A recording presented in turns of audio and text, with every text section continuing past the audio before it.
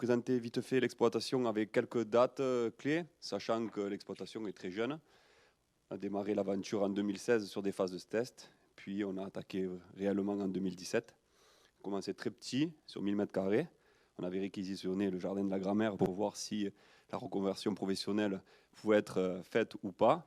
Et puis après validation de quelques itinéraires techniques, on a pris un peu plus grand et on s'est développé petit à petit. Donc ça, on va regarder, puis on fera une petite conception, observation des lieux, on regardera l'état des friches dans le secteur parce qu'aujourd'hui, il y a un plan de reconquête des friches dans le département et donc on a des types de friches qui sont assez uniformes sur le bassin d'Elne. Donc il y a un potentiel quand même à les régénérer et à faire de l'agroécologie dessus.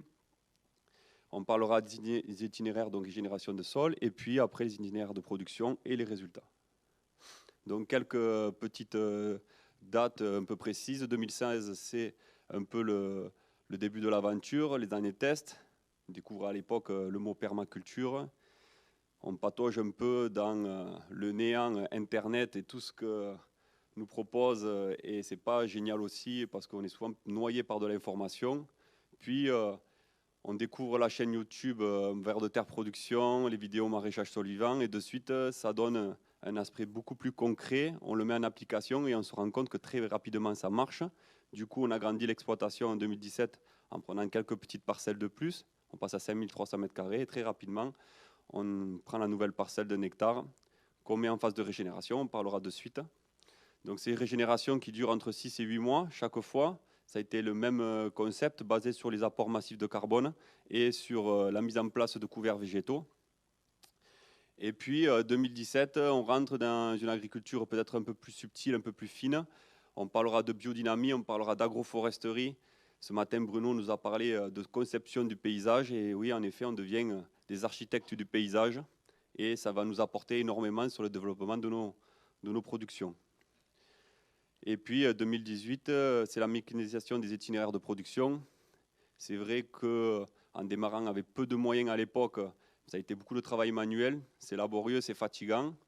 Il faut après savoir franchir l'étape, la mécaniser pour se faciliter le travail. Et ce qui est bien aujourd'hui, c'est que l'agroécologie, qu'on soit sur des petites surfaces comme les miennes ou sur de grandes exploitations, on peut complètement la mécaniser et se soulager du travail et gagner du temps et derrière de l'argent. Donc, comme je vous ai dit, nous, on n'a pas cherché à comprendre. J'ai suivi un peu les conseils de François, qui dit la source de carbone la plus proche et la moins chère, c'est probablement la plus intéressante. Et donc moi, il y avait juste à franchir la rivière pour aller on appelle ça le Cidétom chez nous, c'est un centre de collecte des déchets verts. Et donc on a utilisé cette matière qui pour moi est très très importante, qui est du BVC, pas du BRF, mais c'est un peu plus bas en césurène. C'est du bois vert criblé, mais c'est une ressource très très importante qui nous a permis de régénérer les sols très très très vite. Donc ce qu'on a fait, c'est qu'on a ramené à l'hectare très rapidement entre 50 et 100 tonnes sur les parcelles. On a disqué tout ça. Au préalable, on avait fait un passage de sous-soleuse pour gommer éventuellement les traces du passé, les fameuses semelles de labour et tout ça. Et de suite, l'objectif a été de mettre en place les couverts végétaux, remettre de la racine dans le système, recréer de la structure, de la porosité. Parce que j'ai souvent tendance à dire que quand j'ai repris cette parcelle à l'époque, si tu voulais faire un test bêche, tu avais plus de chances de te retrouver la bêche dans ta figure que faire un trou. Tellement que c'était très dur, très compacté, avec vraiment très peu de vie. Donc, nous, ce qu'on a mis en place, ça a été des couverts végétaux basés sur les légumineuses, les graminées. Là, donc ce BRF qu'on a intégré. Et donc là, vous avez sur votre droite, dans le verger maraîcher, les couverts de l'année, qui sont des couverts assez simples, basés sur un blé et de la féverole et de la vesse. Puis, passage du rouleau FACA, c'est un peu l'itinéraire un peu traditionnel. On essaie tous les 2 ans, sur nos types de sols qui sont assez légers, de restructurer un peu le recréer de la porosité, restructurer le sol et tout ça, et conserver nos éléments nutritifs. Et donc, on refait des couverts végétaux. Donc là, sur votre droite, c'est un couvert végétal d'été à base de sorgho qu'on roule. Voilà, ça c'est ce qu'on fait assez régulièrement. Et puis, pour être sûr de pouvoir enclencher une culture rapidement derrière, on bâche, on coupe la photosynthèse pour être sûr que le couvert ne viendra pas nous embêter par la suite. Après, ils sont couchés souvent au bon moment, après le stade floraison établie, graines laiteuses, pour être bien sûr que ça ne se relève pas. Mais bon, par mesure de sécurité, toujours, je bâche pendant une quinzaine de jours pendant l'été, voire un mois pendant l'hiver. Donc là, c'était la première année qu'on avait fait la régénération des sols. On n'avait pas le rouleau FACA à disposition et on avait mis en place donc des partenariats avec les éleveurs du coin. Et donc, on avait fait des gros chargements de brebis sur des parcelles qui étaient entre 3 et 400 mètres carrés, chaque fois entre nos lignes d'agroforesterie. Et donc, on a fait des chargements de 120 animaux et on les a laissés à peu près pendant 2 heures paître. Donc, c'est vrai qu'ils ont mangé pas mal le couvert. D'ailleurs, l'éleveur était assez content parce qu'elle grossissait à vue d'œil vu la quantité de vesses qu'on avait dans le champ. Mais ce qui était intéressant, c'est qu'elles ont inoculé énormément de ferments par les excréments et par les baves. Et ça a été vraiment le tiercé gagnant par la suite. Donc les itinéraires en continuant donc le bâchage, comme je vous disais, et puis on ramène du paillage pour être tranquille au niveau enherbement. En fonction des cultures, ça peut être de 3 à 5 cm. Là, on ne retravaille plus jamais le sol, surtout qu'on est sur des sols qui sont vraiment des beaux sols maraîchers, sols assez légers, sable, limon léger, et on plante directement à l'intérieur, sans apport d'azote supplémentaire. Et puis l'activité biologique fait le reste. La magie, dès la première année, on s'est rendu compte que les vers de terre étaient présents. Donc dans un premier temps, bien sûr, des petits vers juvéniles, parce que la population commençait à se reconstituer. Et puis aujourd'hui, il faut mettre de plus en plus de broyats parce que l'activité biologique devient de plus en plus folle, mais aussi les cycles de fertilité et la fertilité en général deviennent de plus en plus intéressantes aussi. Donc quelques petits itinéraires de production, notamment sur la petite graine, qu'on essaye de développer, d'avancer chaque année. C'est-à-dire que ce qu'on essaye de faire là, tout simplement, c'est de créer une couverture donc avec ce BVC. Puis on passe un petit chasse-débris. On intègre du compost sur ces lignes qui ont été chassées. L'idée, bien sûr, dans un premier temps, c'est de créer un lit de semences, mais aussi d'utiliser ce compost qui est dépourvu de graines de mauvaises herbes, ayant chauffé, bien sûr, et donc ça a éliminé le levé de dormance de ces graines. Et puis, on arrive à avoir vraiment un semis très dense, très propre, et on diminue vraiment le désherbage. Je ne dis pas qu'on n'en fait pas, mais on le diminue énormément par rapport à nos confrères qui sont sur sol nu. Donc voilà les itinéraires, comment ça se passe. Pour la mini-motte, on bâche. On s'amuse aussi à jouer avec les temps de croissance des plantes. Et donc souvent, entre deux choux, quand on est sur la période du mois de juillet, où ça peut aller assez vite, ou quand on a des temps où la lumière est assez présente dans la journée, on va intégrer des salades entre deux choux, ce qui nous permettra de gagner en productivité au mètre carré. Un itinéraire pour les pommes de terre, des itinéraires sous bâche que j'abandonne aujourd'hui de plus en plus. Je préfère intégrer des grosses quantités de broyat et couvrir la pomme de terre avec des grosses quantités de broyat. Ça me permet d'emmener énormément de carbone dans le système. Et surprise cette année, c'est qu'on a réussi à produire de la pomme de terre sous serre un mois avant tout le monde. On a semé aux alentours du 20 décembre et début avril, on était déjà sur les récoltes. On a réussi ça a permis de faire une couche isolante, je pense, pendant l'hiver. Et la pomme de terre s'est vraiment développée. De plus, la dégradation du broyat, vu qu'on est sur des couches de 20 cm, stimule l'activité biologique et donc une montée en température se fait. Et puis on a aussi réussi à passer ces 10 jours de gel à -5 qu'on a eu cette année. Ça a été une période très très froide Et donc, je pense que cette couche isotherme nous a vraiment apporté un plus. Et donc, on a sorti de la BA début avril et c'était vraiment très bien, notamment les gens de la MAP qui étaient très contents d'avoir cette patate nouvelle.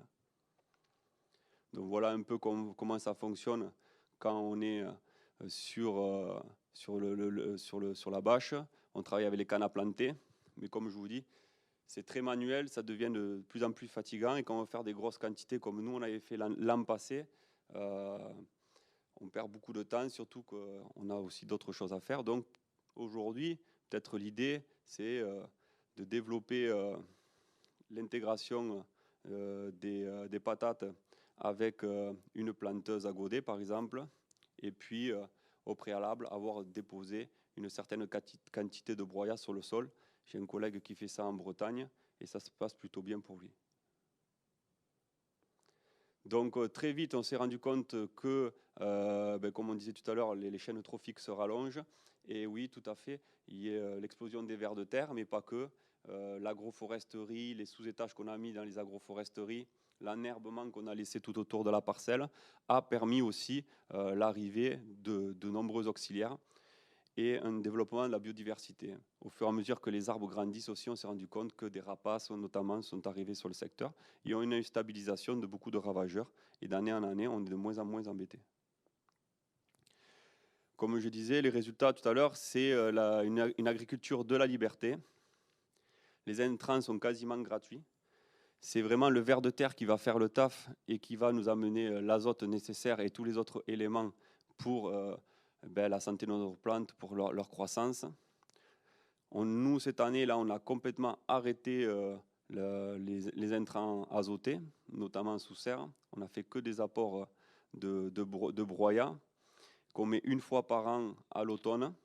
Et puis, on a toujours nos petites bâches là dans les serres qui attendent pour couvrir la zone et on replante directement nos tomates, les courgettes, les concombres, les poivrons et les aubergines pour l'été. Et ça marche très très bien.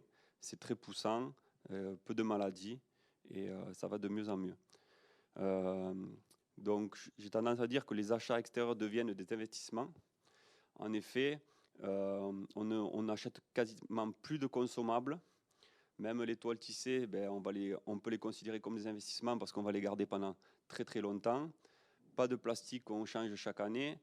Les bâches d'ensilage, on essaye de les garder au moins pendant 4 ou 5 ans. Donc on rentre plutôt dans de l'investissement, ce qui est intéressant. Donc ça nous permet de gagner en coût de production. L'énergie fossile, le passage du tracteur devient de plus en plus rare. On utilise vraiment le tracteur pour l'apport de matière organique, certains types de fumier, le broyat. Voilà, ça c'est vraiment ce qui nous allège le travail et c'est la grosse partie du travail. Cette année, on a même acheté une décileuse pour nous permettre d'intégrer le broyat dans les lignes d'agroforesterie beaucoup plus facilement. Et donc, en fait, on ne se prend plus trop la tête, et comme on le disait ce matin, à s'occuper de la plante. On se rend compte que plus on va aggrader notre sol, plus on va apporter les rations nécessaires au sol. Et on voit que d'année en année, la plante se structure de mieux en mieux. Et donc, vraiment, il faut vraiment s'occuper de son sol, bien le connaître. On s'approprie son terroir et on avance avec. Et c'est le tiercé gagnant, quoi. L'enherbement, on en a de moins en moins. Grâce au couvert, grâce à l'arrêt du travail de sol. Donc ça, c'est très très important.